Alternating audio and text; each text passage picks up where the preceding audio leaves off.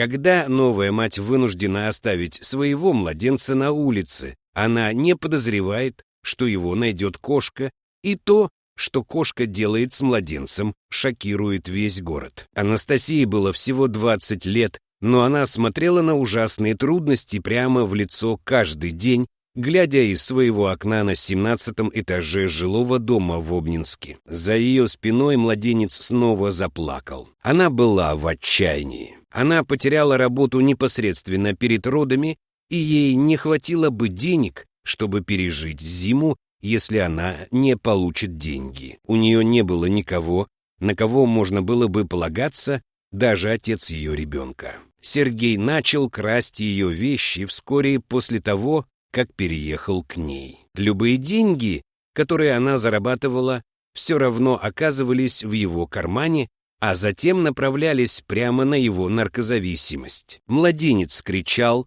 и Анастасия взяла его, прижала к груди. Как она могла вырастить ребенка, если она даже не могла позаботиться о себе? Ее жизнь была сплошным беспорядком. Ее ум был смутен от финансовых проблем, а ее тело было слишком истощено, чтобы функционировать. Это не был способ воспитывать ребенка. Затем в ее уме начала мерцать мысль обернуть ребенка в одеяло и оставить его где-то, где его обнаружат другие люди. Так у ребенка будет шанс на жизнь, и Анастасия сможет привести свою жизнь в порядок. Она вытерла слезы, убедилась, что младенец чист, завернула его в 2 теплых одеяла и направилась к выходу. В то же время кто-то другой покидал ее квартиру. Маша была огромной пушистой кошкой и жила в огромном жилом доме в центре Обнинска. Она была хитрецом и любимцем среди жителей. Она никому не принадлежала,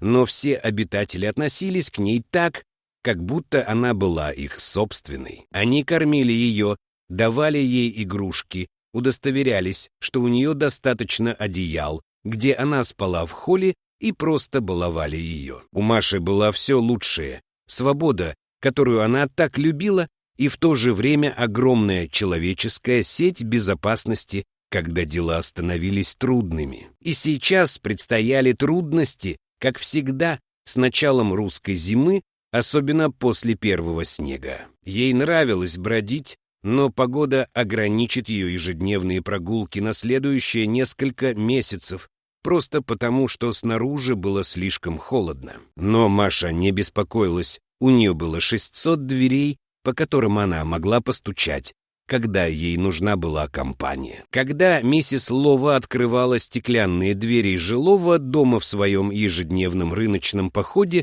Маша выскользнула за ней. Она знала привычки миссис Ловы. Старушка будет на рынке немного более часа, и Маша будет ждать у двери, чтобы ее впустили обратно, когда она вернется. Это даст кошке время отправиться на приключения без риска застрять на улице на длительный срок. Маша прокатилась по тротуару, как великодушный правитель Обнинска. Ее хвост был строго поднят вверх, и она шла жесткими ногами, как кошка на выставке. Ее язык высовывался, чтобы облизать снежинки с кончика носа. Да, Маша была самой счастливой кошкой во всем Обнинске, но ее жизнь собиралась переплести с чьей-то гораздо менее счастливой. Анастасия использовала несколько монет из своей сумки, чтобы оплатить поезд на другую сторону Обнинска. План сформировался в ее уме. Она хотела оставить ребенка в районе с большим количеством людей,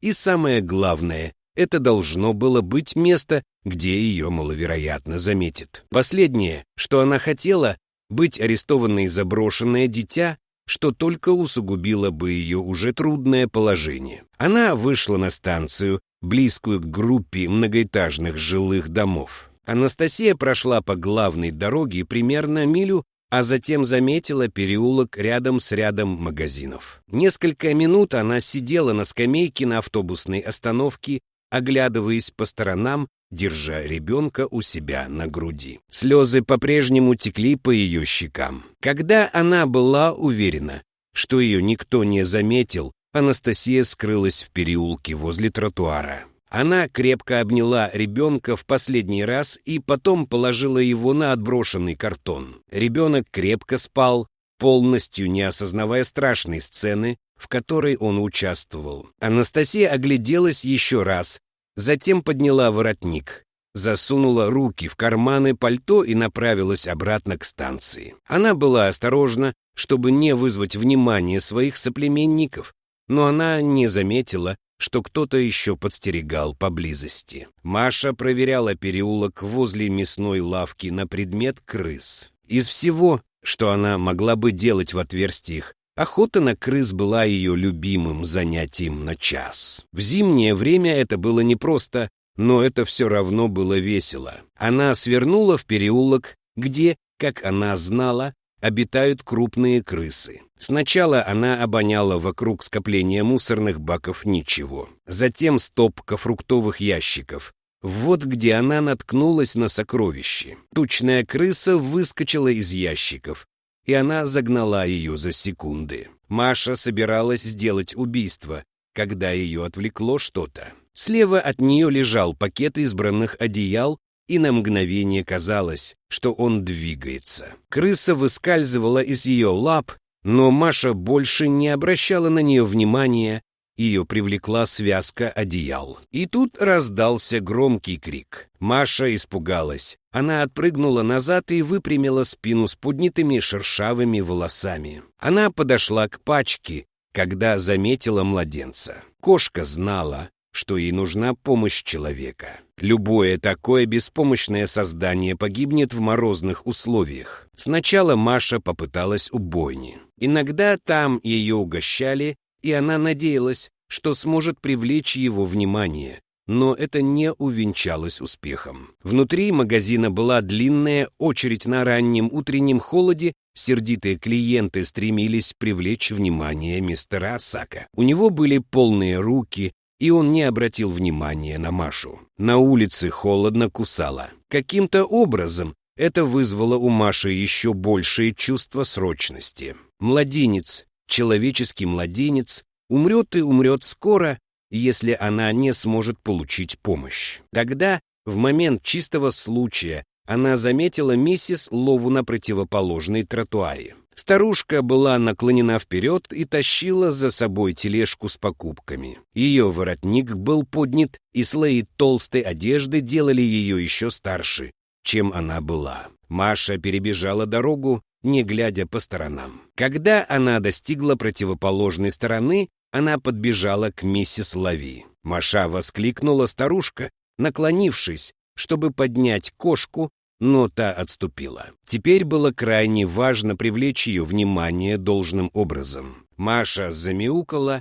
устремив свой взгляд на старушку, и начала идти назад, пытаясь заставить ее идти за собой, но миссис Лова не поняла. «Пойдем», — Маша сказала она, протягивая руку за кошкой. Маша отступила еще на шаг. В качестве последнего способа она сделала рывок на дорогу снова. Если старушка подумает, что ей что-то угрожает, она, безусловно, пойдет за ней, и, к счастью, ее план сработал. Старушка, теперь обеспокоенная, пересекла дорогу за ней. Маша провела женщину в переулок, а затем села рядом с пачкой. Младенец все еще плакал, но он был изнурен. Теперь это был слабый стон, уже не громкий визг. «А мой бог», — сказала миссис Лова, — «это то, что ты хотела мне показать». У нее уже был в руках мобильный телефон, и когда она закончила разговор с оператором,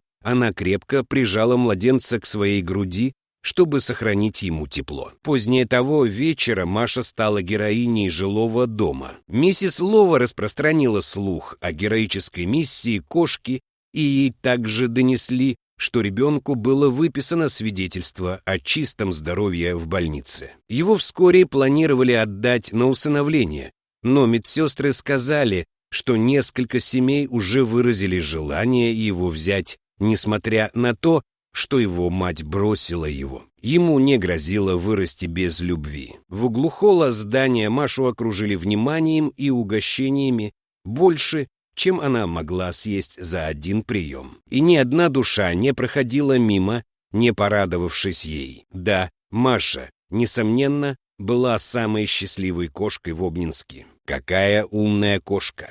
А вы бы когда-нибудь последовали за животным, пытающимся привлечь ваше внимание? Расскажите нам в комментариях. Спасибо за просмотр и увидимся в следующем видео.